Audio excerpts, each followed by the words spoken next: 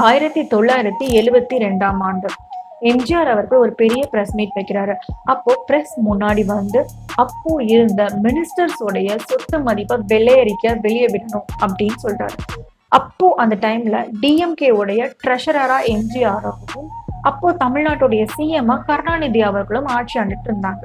So இந்த டைம்ல அண்ணாதுரை அவர்கள் 1969 தவறிட்டாரு. ஸோ இப்போ இந்த சுச்சுவேஷன்ல வந்து இவங்க 2 பேருக்கும் நல்ல ஒரு கிளாஷ் வருது. ஸோ இந்த பிரச்சனைனால எம்ஜிஆர் அவர்களை வந்து கட்சியுடைய அடிமட்ட தொண்ட நிலைமையில இருந்து தூக்கிடுறாரு. ஸோ இதன் மூலமா ஆத்திரமடைந்த எம்ஜிஆர் தான் தனி கட்சி தொடங்க போவதாக சொல்லி கொஞ்ச நாட்கள்லயே அகில இந்திய அண்ணா திராவிட முன்னேற்ற கழகத்தை தொடங்குறாரு.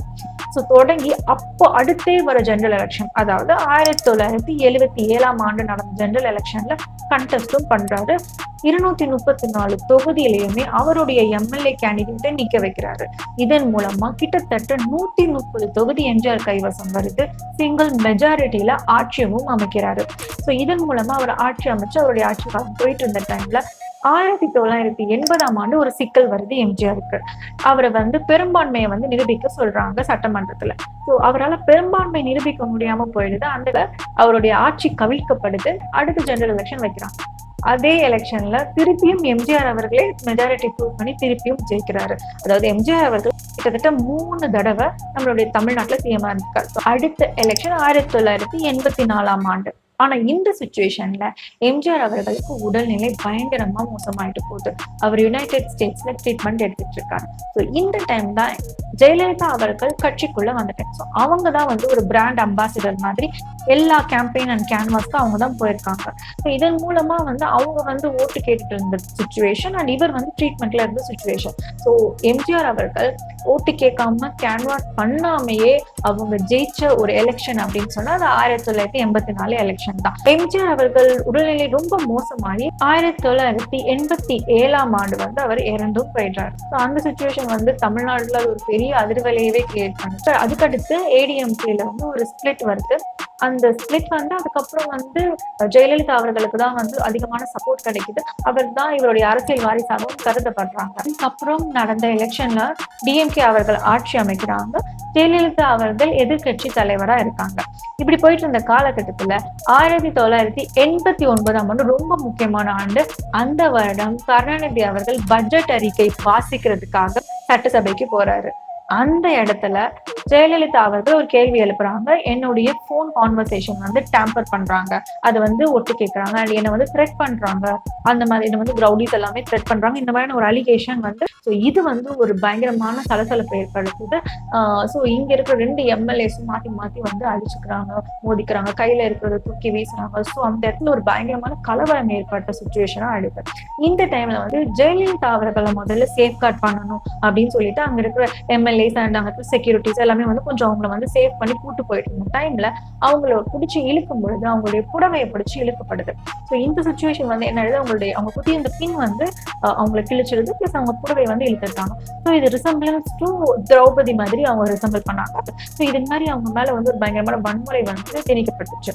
ஸோ இந்த சுச்சுவேஷன்ல வந்து ஒரு விஷயம் சொல்லுவாங்க, அவங்க வந்து சட்டசபைக்கு வெளியே வந்துட்டு இதுக்கப்புறம் நான் இந்த சட்டசபைக்குள்ள வந்தேன் அப்படின்னா நான் சிஎம் ஆயிட்டு தான் வருவேன் அப்படின்னு சொல்லிட்டு வைராகியமா அவங்க அப்பவே ஒரு வீர முழக்கம் விட்டாங்க அப்படின்னு சொல்லுவாங்க. இதுல இன்னொரு முக்கியமான விஷயம் பயங்கரமான ரோல் பிளே பண்ணது ராஜீவ்காந்தி அவர்களின் இறப்பு. ஏன்னா அந்த டைம்ல காங்கிரஸும் ஏடிஎம்கேவும் கூட்டணி வச்சிருந்தாங்க. ஸோ இந்த கூட்டணியின் காரணமாக ராஜீவ்காந்தி அவர்கள் பிரச்சாரம் செய்ய நம்ம தமிழ்நாட்டுக்கு வந்தாரு. இதன் மூலமாக தான் அந்த ராஜீவ்காந்தி வந்து அசாசினேஷன் பண்ணப்பட்டு பாம் பிளாஸ்ட்ல இறந்தும் போகிறாரு. ஸோ இது வந்து ஒரு பயங்கரமான அதிர்வலையை தமிழ்நாட்டுல ஏற்படுத்தி கிட்டத்தட்ட 234 தொகுதியில மெஜாரிட்டி ஆஃப் த தொகுதி வந்து வின் பண்றாங்க. கிட்டத்தட்ட 220க்கும் மேற்பட்ட தொகுதிகள் வந்து ஜெயலலிதா அவர்கள் அந்த டைம்ல வின் பண்றாங்க. வின் பண்ணி பயங்கரமான மெஜாரிட்டியில அவங்க சொன்ன மாதிரி 1999 சட்டமன்றத்துல சிஎம்மா போய் உட்கார்றாங்க. ஆனா காலம் செல்ல 1996 ஜெயலலிதா அவர்கள் மீது சொத்து குவிப்பு வழக்கு தொடங்கப்படுது.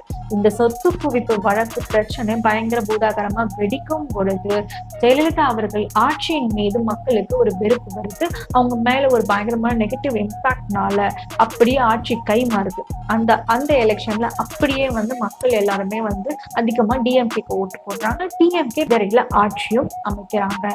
ஆனா இந்த எலெக்ஷன்ல அடுத்த ஒரு எலெக்ஷன் வரல, 2001 எலெக்ஷன். இதுல அப்படியே ஆப்போசிட்டா டிஎம்கே அவர்களின் மீது 2G ஸ்பெக்ட்ரம் ஊழல் வழக்கு பூதாகரமா வெடிக்குது. இந்த வழக்கு பிரச்சனையின் காரணமாக டிஎம்கே கவர்மெண்டோடைய மேல இருக்கிற பயங்கரமான நம்பிக்கை போய் அப்படியே அந்த வேவ் ஏடிஎம்கேவா மாறுது. ஸோ மக்கள் மொத்தமும் என்ன பண்றாங்க, ஏடிஎம்கேக்கு அதுக்கு அடுத்த எலெக்ஷன்ல வாக்களிக்கிறாங்க.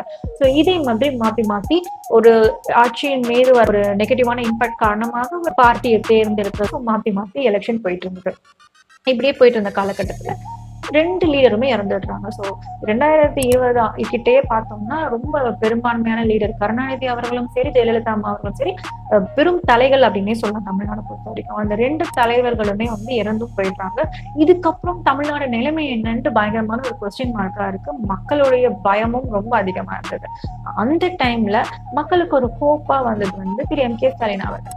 எம் கே ஸ்டாலின் அவர்களை 2021 எலெக்ஷன்ல ஓகே கிட்டத்தட்ட 169 தொகுதிகள் வாங்கினாங்க. அந்த டைம் கோவிடும் கூட ஆட்சி அமைச்சு ஆட்சியும் கிட்டத்தட்ட 5 வருஷம் ரன் பண்ணிட்டும் இருந்தாங்க. இப்போ அவங்க வாங்கின ஓட்டுல பாதிக்கு பாதி கூட இந்த வாட்டி அவங்களால போக முடியாத நிலைமைக்கும் தள்ளப்பட்டிருக்காங்க. ஸோ இது ஒரு வேவ் அப்படின்னே சொல்லலாம்.